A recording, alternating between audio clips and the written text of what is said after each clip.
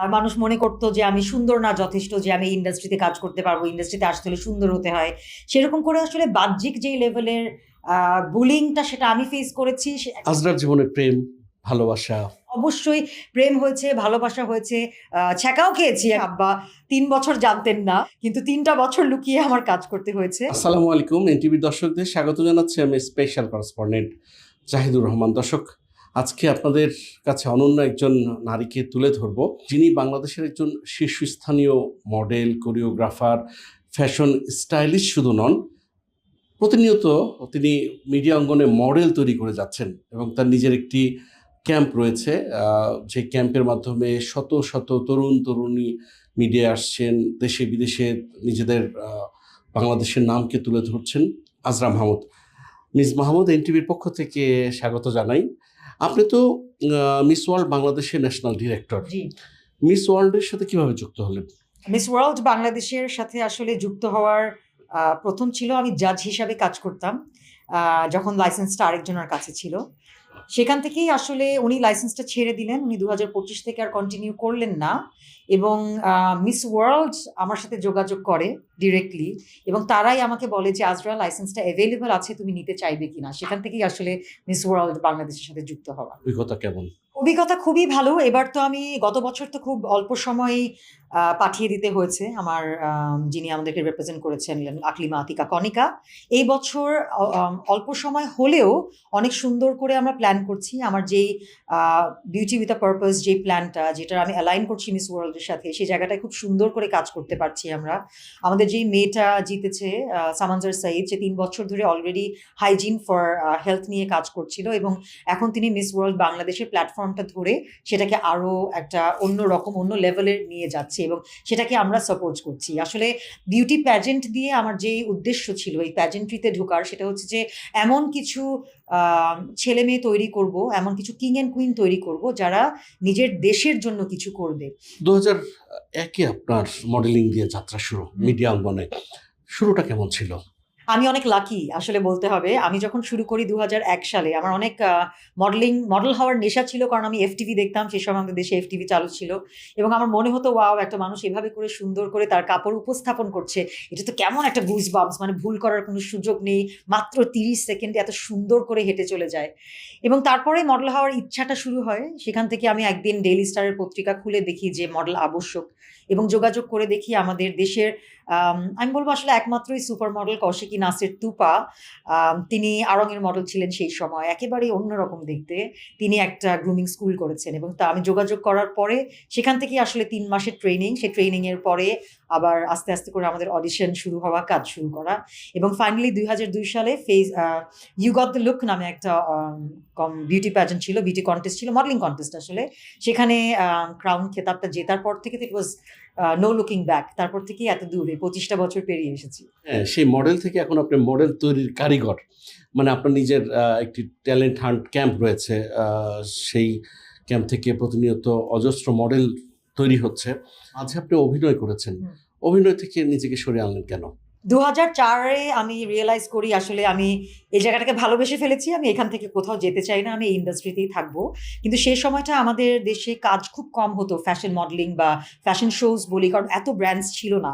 এখন তো আমরা বের হলেই এই দোকান, সেই দোকান, এই কাপড়ের ব্র্যান্ড। সেই সময় আমরা শুধুমাত্র ব্র্যান্ড বলতে আড়ং-ই বুঝতাম, এবং তার চেয়ে বেশি খুব একটা ছিল না, ম্যাক্সিমাম ২টা থেকে ৩টা। সো আমি ভাবলাম যে এখানে থাকতে হলে তো আমার এমনভাবে কাজ করতে পারি যেন আমি অর্জনটা আমার ঠিকঠাক মতো হয়। সে কারণেই আমার উপস্থাপনায় আসা ২০০৪-এ, অভিনয় শুরু করা ২০০৪-এ, কোরিওগ্রাফি শুরু করা ২০০৪-এ, সবকিছু আমার এক্সপেরিমেন্ট ২০০৪-এ হয়।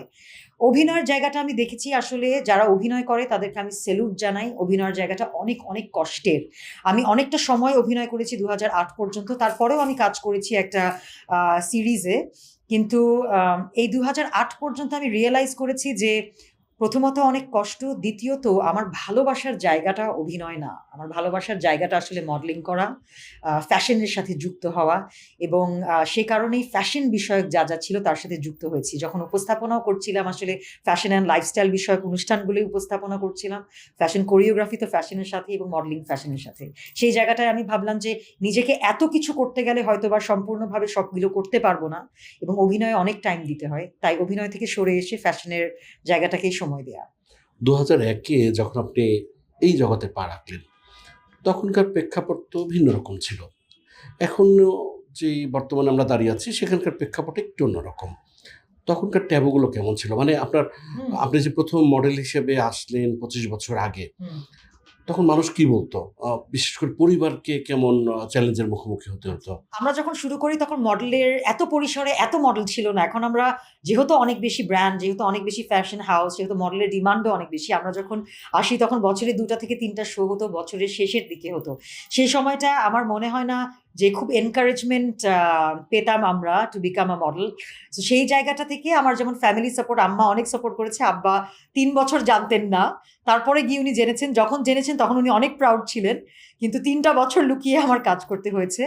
আম এখনকার প্রেক্ষাপটে কিন্তু আমার মনে হয় যে তারা খানিকটা হলেও তাদের ফ্যামিলি থেকে একটু বেশি সাপোর্ট পায়। না পেলে আসলে এত স্টুডেন্ট কি আসতো না আমি মনে করি। সো সেক্ষেত্রে চেঞ্জ হয়েছে অনেক। আমরা যে ফ্যাশন এই ইন্ডাস্ট্রি সেটা অনেক গ্রো করেছে এবং অনেক বড় পরিসরে গ্রো করছে, করে যাচ্ছে। সো ওভারঅল অনেকখানি চেঞ্জ। কাজের ক্ষেত্র চেঞ্জ, কাজের স্কোপ চেঞ্জ, কাজের সংখ্যা চেঞ্জ। মডেল যারা মডেল আছেন তাদের পুরো কি বলবো একটা এখন আমাদের একটা পুরোপুরি ইন্ডাস্ট্রি এক অর্থে আমরা বলতে পারি। তখন তো খুবই হাতে গোনা আমরাই শো করতাম, আমরাই গল্প করতাম। তো সেই জায়গাটা থেকে বের হয়ে আমার মনে হয়েছে এখন অনেক প্রফেশনাল হয়েছে জায়গাটা। মডেলিংকে পেশা হিসেবে নেওয়াটা কতটা চ্যালেঞ্জিং এই সময়ে দাঁড়িয়ে? মডেলিংকে পেশা হিসেবে এখন নেয়া যায়। কিন্তু তার জন্য নিজেকে অনেক প্রস্তুত করতে হয়। কারণ আমি দেখেছি যে মডেলরা সিজনে ইনকাম অনেক করে। ফটোশুটের ক্ষেত্র ধরে আমাদের ইনকাম ফটোশুটে সবচেয়ে বেশি, ফ্যাশন শো এর দিকটায় পেমেন্ট একটু কম থাকে। কিন্তু একটা মেয়ে যদি বা ছেলে যদি নিজেকে খুব ভালো করে এস্টাবলিশ করতে পারে, সিজনের টাইমে খুব বেশি শুটগুলো করতে পারে, তাহলে মডেলিংকে সে প্রফেশন হিসেবে নিতে পারবেই। ২৫টা বছর কেটেছে। মানে একদিনে তো আজরা মাহমুদ হননি। ১ম এ যখন আপনি এই প্রফেশনে এলেন, স্বাভাবিকভাবে তো বঞ্চনা থাকে, উপেক্ষা থাকে। কেমন ছিল সেই দিনগুলো? ডিফিকাল্ট ছিল প্রথমত। যখন শুরু করেছিলাম অনেক তো আসলে চ্যালেঞ্জেস, ১ম এই গায়ের রং নিয়ে চ্যালেঞ্জ, হাইট নিয়ে চ্যালেঞ্জ। মানুষ মনে করত যে আমি সুন্দর না যথেষ্ট যে আমি এই ইন্ডাস্ট্রিতে কাজ করতে পারবো। ইন্ডাস্ট্রিতে আসতে হলে সুন্দর হতে হয়। সেরকম করে আসলে বাহ্যিক যেই লেভেলের বুলিংটা সেটা আমি ফেস করেছি এটা তো ছিলই। এখনকার সময় বুলিংটা দেখা যায় অনলাইন হচ্ছে। কিন্তু সেই সময় বুলিংটা একদম অন দ্য ফেস হতো। আম সেখান থেকে বেরিয়ে মানুষকে রং প্রুফ করতে পেরেছি। আমি বিশ্বাস করি যে এই ২৫ টা বছর এখনো এই ইন্ডাস্ট্রিতে কাজ করে যাচ্ছি এবং ভালোভাবেই কাজ করে যাচ্ছি। এমন কোনো অভিজ্ঞতা আছে যেটা মনে পড়লে এখনো চোখ দিয়ে পানি চলে আসে? কষ্টের কথা একটাই বলব, ইউ গট দ্য লুকে পার্টিসিপেট করেছিলাম ২০০২ সালে। তখন আসলে আমার আশেপাশের মানুষ, আমার বন্ধু-বান্ধব সবাই আমাকে বলেছিল যে, "আজরা তুমি তো সুন্দর না। তুমি একটা সুন্দরী প্রতিযোগিতায় কেন গেছো?" সেই কষ্টটা অন্যরকম কারণ অনেক ইয়াং ছিলাম এবং মুখের উপরে এরকম একটা কথা বলা কিন্তু অনেক, অনেক কষ্টদায়ক। সেটা আমি ফিল করেছি এবং করতে পারি যখন এটা আসলে এখনো মানুষ ইয়াঙ্গার জেনারেশন এর সাথে করে। আমার মনে আছে যে যখন উইনার অ্যানাউন্স করবে তখন আমি একদম দূরে শেরাটনের স্টেজ থেকে অনেকখানি পেছনে দূরে আমি দাঁড়িয়েছিলাম যে ভাবছিলাম যে আমি তো সুন্দর না, হয়তোবা আমাকে আসলেই সিলেক্ট করবে না। এবং যখন আমার নামটা অ্যানাউন্স করেছিল উইনার হিসাবে আমি বিশ্বাস করতে পারছিলাম না। ইনফ্যাক্ট আমি হাঁটিও নাই। মানে আমি অ্যাকচুয়ালি বিশ্বাস করি না। আমাকে একদম আরেকজন যে ছিল আমাকে টেনে বলেছে যে, "আজরা তোর নাম অ্যানাউন্স করছে, তোর নাম অ্যানাউন্স করছে।" সেটা আসলে আমার মনে হয় যে কনফিডেন্স এর জায়গাটাকে একটা আঘাত করা, সেটা ঠিক না। একদমই ঠিক না। And it really hurts. আম আমি গ্রেটফুল টু দ্য জাজেস যে তারা আসলে সোসাইটি আমাকে যেভাবে করে দেখেছে তারা আমাকে সেভাবে দেখেনি। আমার ভেতরে সেই পোটেনশিয়ালটা দেখেছে এবং আমাকে ভেবেছে যে আসলে আমি অনেক দূর যেতে পারবো। সেটার জন্য আসলে অনেক, অনেক ধন্যবাদ জানাই তাদেরকে যারা আমার জাজ ছিলেন সেই সময়। যদি বলি যে সেই থেকে আজরা কোন ধাপ অতিক্রম করলো? ইউ গট দ্য লুক জেতার পর থেকে তো আসলে আমার পেছনে আর ফিরতে হয়নি। আমি আম অনেক মডেলিং এর কাজ পেয়েছি ইউ গট দ্য লুক জেতার পরপরই। আসলে একটা প্ল্যাটফর্ম সেই জায়গাটা তৈরি করে দেয় একটা মডেলের জন্য। কোরিওগ্রাফির জায়গাটাও আমি আসলে 2004 এই সেখানে শুরু করা এবং ইউ গট দ্য লুক দিয়ে শুরু করা। ইউ গট দ্য লুক আবারও আমাকে জায়গা করে দিয়েছিল আম কোরিওগ্রাফি করতে এবং তারপরে আমি সুযোগ পাই আফসানা মিমির সাথে আমার ১ম যেই অভিনয়টা করা, সেই জায়গাটায় আমি আবার লাকি হয়েছি। আমি নিজেকে আসলে অনেক, অনেক বেশি লাকি মনে করি এবং ১ম যেই উপস্থাপনাটা করেছিলাম সেটাও আসলে সানসিল্কের মতো একটা ব্র্যান্ড স্পন্সর করেছিল। অনুপ্রেরণা কে ছিল এই পথ চলায় সবসময়? অনুপ্রেরণার জায়গা তো অনেকেই আসলে। কৌশিকী নাসির তুপা ছিলেন যখন আমি শুরু করেছি, তখন তাকে আমি আড়ং-এর বাইরে সেই শুটগুলোতে যখন দেখতাম, ছবিগুলো তখন লালমাটি আর আড়ং-এর সিঁড়ি দিয়ে উঠার জায়গাটায় টাঙানো থাকতো এবং আমার দেখে মনে হতো, ওয়াও! এ ধরনের মডেল বাংলাদেশে আছে? এত সুন্দর কাট চেহারা। অনুপ্রেরণার জায়গাটায় উনি কাজ করেছে। ফ্যামিলির ক্ষেত্রে আমার আম্মা তো আছেই। ভারতীয় একটা ছবি আছে ফ্যাশন, নিশ্চয়ই আপনি দেখেছেন। হুম। সেখানে মডেলিং জগতের পেছনের অন্ধকার জায়গাগুলো, এই অন্ধকার যে শুধু ভারতে তা না, কম বেশি অনেক দেশে আছে। এই অন্ধকারগুলো তো আপনার চোখে পড়েছে। তখন কি মনে হয়েছে? নিজেকে কিভাবে সামলেছেন? আলো অন্ধকার প্রতিটা ইন্ডাস্ট্রিতে আছে। শুধু ফ্যাশনের কথা আসলে বলে লাভ নেই। মানুষের নিজের ভিতরেই আলো অন্ধকার আছে। কোনটা আমি বেছে নিব সেটা কিন্তু প্রতিটা মানুষকে ডিসাইড করতে হবে। হাঁটি পা করে তো ২৫ বছর পেরিয়ে গেছে ক্যারিয়ারে। আজরা মাহমুদ ভবিষ্যতে নিজেকে কোথায় দেখতে চায়? আম ২৫ টা বছর পেরিয়েছি। মাঝে মনে হয় রিটায়ার করে ফেলি। কিন্তু আমি রিটায়ার করব না ফর সিউর, কারণ আমি বসে থাকার মতো মানুষ না। আম আমার খুব ইচ্ছা যে আসলে আমাদের এখান থেকে একদম ইন্টারন্যাশনাল স্ট্যান্ডার্ডের মডেলরা বের হবে। আমার খুব ইচ্ছা যে প্যারিসের এজেন্সি থেকে আমাদের দেশে কল আসবে যে এই মডেলটা বাংলাদেশে আছে, ওরা আমাদের প্যারিস ফ্যাশন উইকে হাঁটবে কিনা। এই নিউ ইয়র্ক বলি, মিলান বলি, প্যারিস বলি, টোকিও বলি, যত দেশে আমাদের ফ্যাশন উইক হয়, ইনশাআল্লাহ একদিন না একদিন সেখান থেকে আমাদের মডেলরা কাস্টেড হবে। এটা আমি বিশ্বাস করি। আপনার বাবা সামরিক বাহিনীতে ছিলেন, তারপরে বাংলাদেশ বিমানের এমডি হিসেবে রিটায়ার জি। করেছেন। একটা বনেদি পরিবারে আপনার জন্ম বলা যায়। হ্যাঁ। সামরিক পরিবারের সন্তান হিসেবে আপনি যে মডেলিংয়ে আজ থেকে ২৫ বছর আগে যুক্ত হলেন, হুম। তখন আপনার বাবার আশেপাশের লোকরা কি কেউ বাঁকা চোখে বিষয়টাকে দেখতো কিংবা দেখেছে? বাবার আশেপাশের মানুষ বাঁকা চোখের বিষয় না। সেটা হচ্ছে সোসাইটি তো অল ওভার বিষয়টাকে বাঁকা চোখে দেখতো। এর জন্যই বাবা সাপোর্ট করেনি ইনিশিয়ালি, কিন্তু আম্মা সাপোর্ট করেছিল। আম্মা আসলে বলেছিল যে আম আম্মা আমাদেরকে যেভাবে বড় করেছে, আমাকে সবসময় বলতো যে, "এটার এদিকটা ভালো, এদিকটা খারাপ। এখন তুমি কোনটা চুজ করতে চাও তুমি দেখো।" সেই ফ্রিডমটা আম্মা আমাকে সবসময় দিয়েছে, কিন্তু ভালো খারাপটা বুঝিয়ে দিয়েছে এবং সেটার কারণে কিন্তু ভালোটাই সবসময় সিলেক্ট করা হয়েছে। আমি কিন্তু কাজটা হয়তো আম্মার কাছ থেকে লুকিয়ে করতে পারতাম। কিন্তু সেটা তাহলে আমি কোন দিকে যেতাম আমি কিন্তু জানি না। যেহেতু আমি আমার আম্মার সাথে ডিসকাস করতে পেরেছি, সেটা আমার অনেক বড় হেল্প হয়েছে। এর জন্য আসলে আমি ফ্যামিলিদেরকে বলি, যারা সাপোর্ট করে না তাদের কিন্তু সাপোর্ট করা উচিত। তাহলেই কিন্তু তারা তাদের সন্তানকে হেল্প করতে পারবে। কারণ এখনকার জেনারেশন স্পেসিফিক্যালি তারা যখন যেটা মাথায় নেয় সেটা কিন্তু তারা করতে চায়। হ্যাঁ, আব্বাকে অবশ্যই অনেকেই কথা শুনিয়েছে, সেটা হয়তোবা সে আমাকে কখনো বলেনি। আমি সিউর আম্মাকেও অনেকে কথা শুনিয়েছে, আম্মাও কখনো বলেনি। কিন্তু আম্মা এখন বলে হাসতে যে, "যারা নাদি বলেছিল এত কথা, তারাই এখন তোমার সাথে তোমার পাশে দাঁড়ায়, তোমার সাথে ছবি তুলতে চায়।" এমনি বলে আম্মা কিন্তু বেশ খানিকটাও মুচকি হাসে। কিন্তু তাদের যেই জিনিসটা তারা হয়তোবা সাফার করেছে সেটা আমার সাথে একদম পুরোপুরিভাবে কখনো শেয়ার করেনি। আজরার জীবনে প্রেম, ভালোবাসা, কষ্ট, অভিমান, দুঃখ, যন্ত্রণা। প্রেম, ভালোবাসা, অভিমান, কষ্ট, দুঃখ, যন্ত্রণা সবই থাকবে। কিন্তু আমি না অনেক লজিক্যাল একটা মানুষ। আমি সবকিছু খুব প্র্যাকটিক্যাল বিষয়ের চোখ দিয়ে দেখি।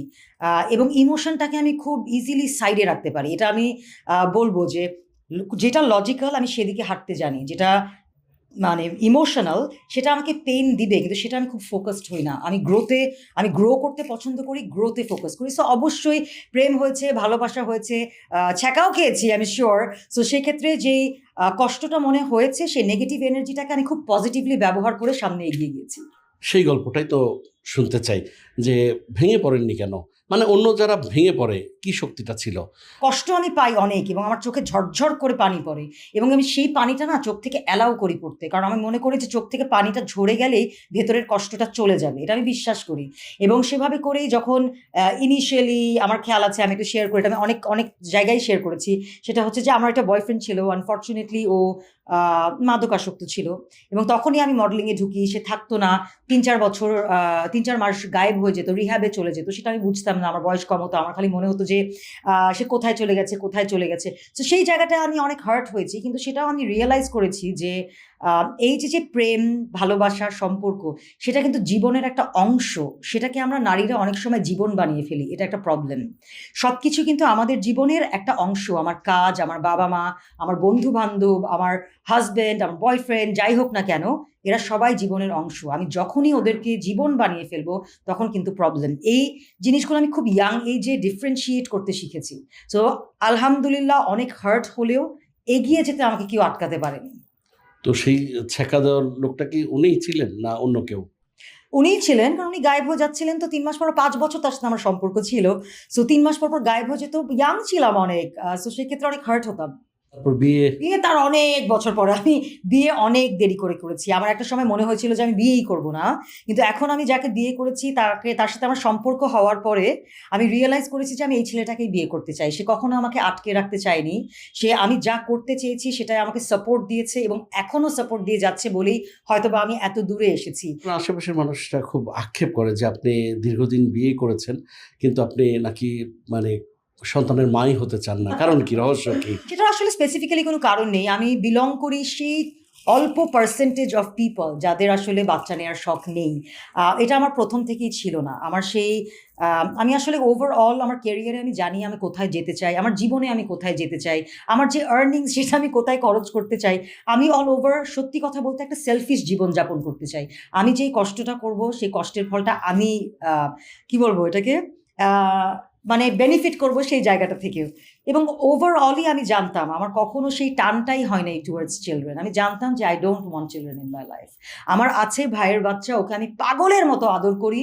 ও আমার জানের টুকরা এবং আমার দেবরের ২ ছেলে আছে, ওদেরকেও আমি পাগলের মতো আদর করি। কিন্তু তারপরও ওদেরকেও দেখে কখনো আমার শখ হয়নি যে আমি নিজের একটা সন্তান নিব। আমি এরকমই। মা-বাবা তো আক্ষেপ করেই।